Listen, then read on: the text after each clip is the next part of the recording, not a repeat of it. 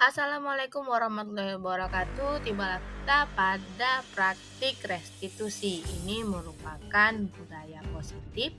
Tugas 1.4 demonstrasi kontekstual modul 1.4. Perkenalkan, saya Desi Nur Asbar, calon guru penggerak angkatan 6 dari SMA Negeri 1 Bangkinang Kota, Kabupaten Kampar.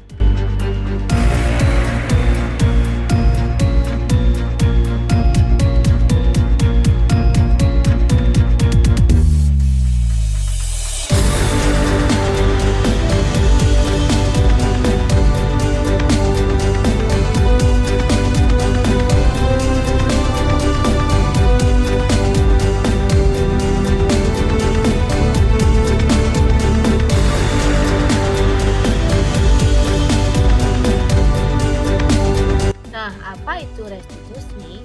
Restitusi yang dikembangkan oleh pakar pendidikan Diane Gosen berlandaskan pada teori kontrol Dr. William Glasser.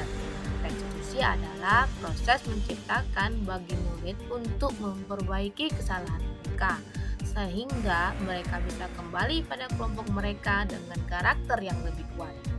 Nah, restitusi itu sendiri adalah yang pertama memiliki tujuan disiplin positif, memulihkan dirinya. Yang kedua, bukan perilaku untuk menyenangkan orang lain atau menghindari ketidaknyamanan. Yang ketiga, inisiatif sendiri, menghargai dan melakukan nilai-nilai kebajikan yang diterapkan pada keyakinan kelas masing-masing. Masuk kepada segitiga restitusi. Segitiga restitusi adalah sebuah proses dialog yang dijalankan oleh guru atau orang tua agar dapat menghasilkan murid yang mandiri dan bertanggung jawab. Proses dialog ini terdiri dari 3 langkah, yaitu yang pertama menstabilkan identitas, yang kedua validasi tindakan yang salah, dan yang ketiga menanyakan keyakinan.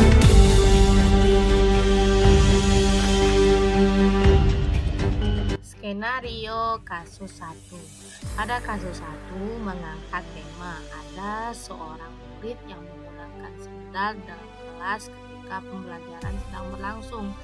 Hal ini tentu sangat bertentangan dengan salah satu nilai kebajikan dari keyakinan kelas, yaitu berkomitmen menggunakan seragam makeup dengan sepatu.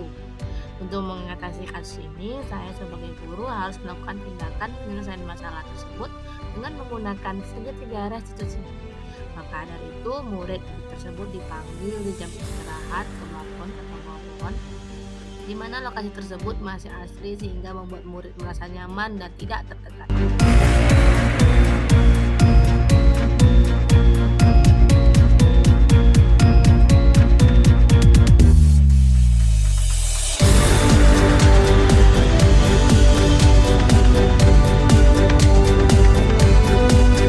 Apa kabar Ebi? Alhamdulillah sehat Ibu. Baik. Jadi Ebi, coba Ebi tebak, kenapa Ibu panggil Ebi ke sini? Karena melakukan kesalahan Bu, Kesalahannya. pakai sendal waktu pelajaran Ibu. Jadi kesalahannya memakai sendal waktu jam pelajaran. Nah, semua orang itu pasti pernah melakukan kesalahan. Ibu juga pernah seperti itu. Nah, mari kita selesaikan sama-sama. Menurut Ebi, orang kan pasti punya alasan buat kesalahan. Kalau Ebi kesalahannya apa? Coba ceritakan. Kenapa Ebi buat itu? Kan tadi kan Debi mau jajan Bu, di kantin karena malas pakai sepatu jadi pakai sendal Bu. Waktu jam pelajaran Ibu udah masuk, terusan pakai sendal ya Bu, malah pakai sepatu. Jadi seperti itu. Lupa pakai sepatu ketika ada jam istirahat, kemudian ketakutan sampai jam 7. Jadi nilai keyakinan apa? Menurut Ebi, nilai keyakinan apa yang udah Ebi lakukan? Nilai keyakinan berkomitmen buat menggunakan seragam lengkap dengan sepatu. Good. Jadi karena Ebi udah tahu nilai keyakinan kelas yang udah Ebi lakukan, bagaimana caranya Ebi supaya nilai keyakinan kelas yang Ebi lakukan itu tidak dilanggar lagi dan selalu berkomitmen dengan keyakinan kelas. Menggunakan seragam lengkap dengan sepatu. Itu saja. Jadi kalau ke kantin harusnya Pakai sepatu. kita pakai sepatu. Kalau WC juga Pakai sepatu. kecuali Waktu ambil duduk. wudhu. Ya, betul. Jadi dengan itu Ibu harap Ebi kedepannya tahu dipraktekkan keyakinan kelas menurutnya, tetap komitmen memakai sepatu dimanapun terjadi kita sedang belajar. Terima kasih Ebi. Terima kasih Bu.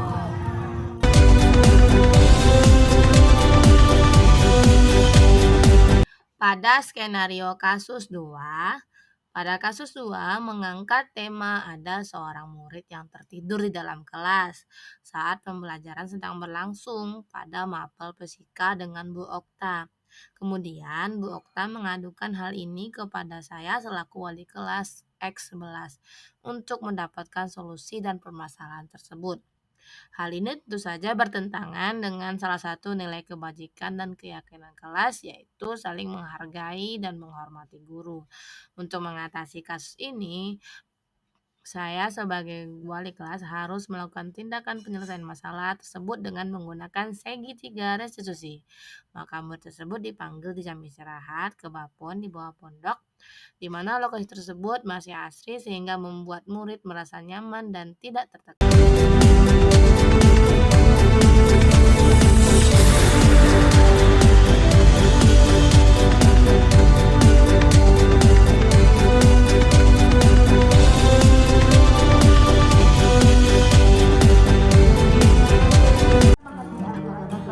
Alhamdulillah baik Bu.